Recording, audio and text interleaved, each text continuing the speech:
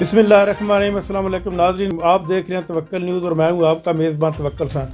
नाज़रीन, आज की जो सबसे अहम खबरें हैं उनमें जो सबसे अहम खबर मैं आपके साथ शेयर करने जा रहा हूं वो है मियां नवाज शरीफ के मुतल्लिक़।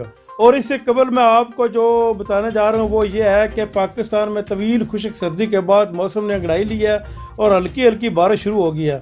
मैदानी इलाके धुंध में फंसे रहे हैं जबकि बलाई इलाकों में बर्फ़ होती रही है, जिससे सर्दी की लहर में इजाफा हुआ। राना शमीम ने आज जो मियां नवाज शरीफ ने राना शमीम को अपने दफ्तर में बुलाकर जो हरकत की है वो पाकिस्तान के एक वज़ीर-ए-आज़म साबका वज़ीर-ए-आज़म होने के नाते से ये एक बहुत ही घटिया किस्म की हरकत की है। उन्होंने राना शमीम को अपने दफ्तर में बुलाकर एफिडेविट के फॉर्म पर दस्तखत करवाए हैं और इससे साबित हुआ है कि अदलिया को नून लीग ने हमेशा बदनाम करने की कोशिश की है।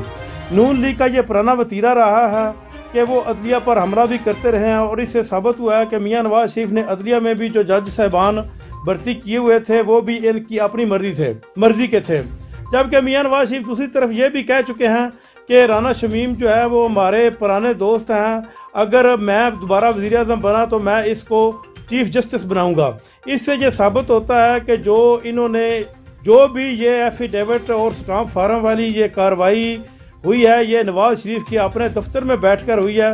ये वही दफ्तर है जिसमें वो अक्सर और बेशतर मीडिया के साथ खिताब भी करता रहा है और मीडिया को अपने इंटरव्यू भी देता रहा है।